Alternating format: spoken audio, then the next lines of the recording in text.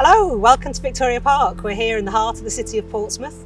There's a lot going on in the park at the moment, some of which is building work, so our video may get interrupted by some sounds which are coming from that area.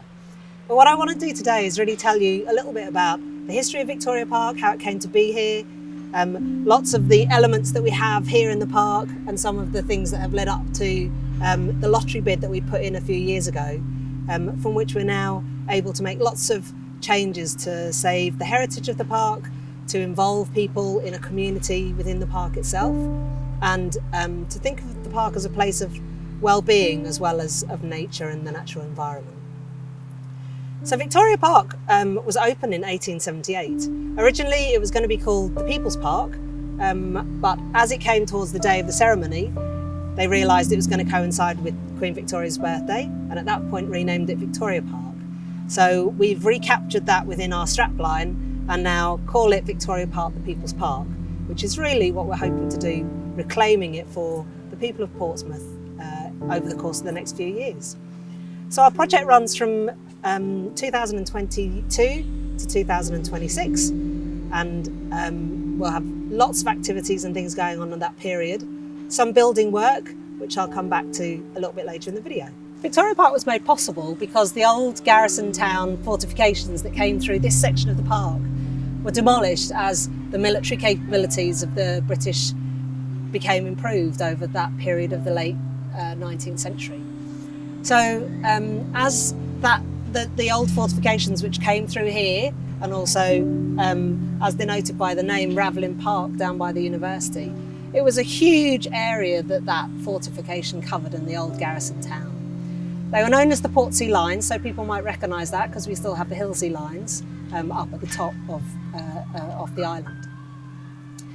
So the town leaders at the time asked the Ministry of War whether they would be able to lease this area in order to be able to build a public park.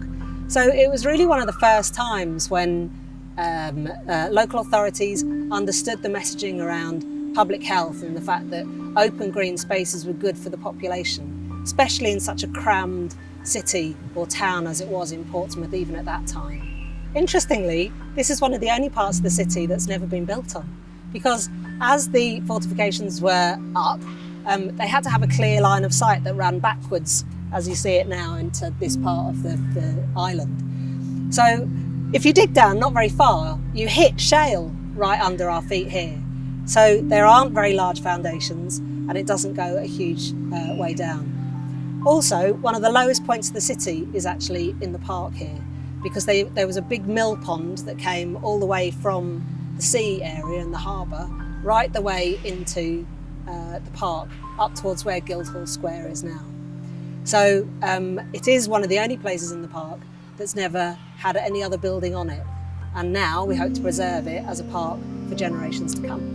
The park was actually designed by Alexander Mackenzie, who was a very famous landscape architect of his time. He actually did all the landscaping work for Alexandra Park in North London. He did the Victoria Embankment and Finsbury Park, another of the big parks of London. And his idea was quite radical at the time. So rather than having very pristine areas which were just grassed and very formal planting, he said that that you should have some incidental planting and some more natural planting around the outskirts of the park. So you see that here behind me. We did have some elements where there was very formal grounds, so the rose bushes and the whole area there which has been set out, the formal avenue that goes through the centre of the park. And this area here, over the period of years, was also put to rose bushes to mimic that original style. However, these days we want to try and increase local biodiversity within the park and have this as a real haven for nature and wildlife within the centre of the city. So you can see behind me some of the flower beds have been taken over by some new trees that have gone in. A lot of growth has just come up as those roses have been taken out. But we really want to make this area a whole patch where it's gone to wildflowers, where we're able to sort of encourage local insects and all of the the scale of animal life that develops within an area when you go back to a more natural environment. Over the years, different of the gardeners who worked in the park have brought in trees from around the world. So actually, as part of our tree trail, you'll be able to visit trees from India, trees from China, trees from Russia, and around the European Mediterranean basin. But something that I didn't know until I started working on this project was that native trees, so something like an English oak, can support life of about 280 different types of insects on it.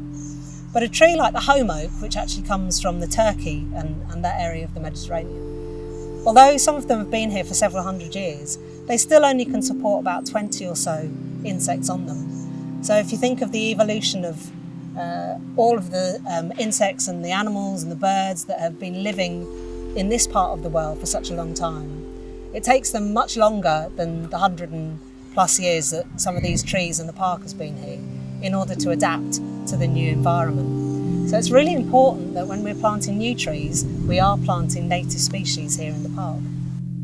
Quite a few of the plane trees and the giant poplar are also up to 200 years old. Some trees in Victoria Park reach up to 30 metres. The London planes, the black poplar in the centre of the courtyard, a silver maple, a common lime, and the oak from Turkey all reach between 18 and 30 metres. I think of this place as having stood here for, as far as we know, certainly over 350 years. And even in its 145 years of the park, it's been such a constant in an area that changes around it. And if we had some kind of time-lapse camera to see all of the things that happened in Portsmouth and in the world around this thing, which in itself has just been here all the time, it's a pretty amazing thought. The other thing about it is that over the years, it hasn't stayed exactly the same. We talked about Mackenzie and his landscape architecture, but lots of things have come in and out of the park at that time, and it's been used by people in the city in lots of different ways. So in its early days, there were lots of fetes held here. There was a bandstand where people could come and they could be entertained on a Sunday afternoon. They weren't allowed to walk on the grass, mind. That was definitely prohibited at the time. And up until 1926, you couldn't dance in the park. So for the first 40 years, there were actually police went around and stopped people dancing at the bandstand. It was just in time for the Charleston age coming through, so I guess that was pretty lucky. In the First World War, there was a TB dispensary here, so it was used in a municipal way as well. There was commemorations that happened, for example, after the Battle of Jutland. This was used as a place where people came to have a big memorial for those who had died from the city in that battle. There's also been, during World War II, a British restaurant in the park.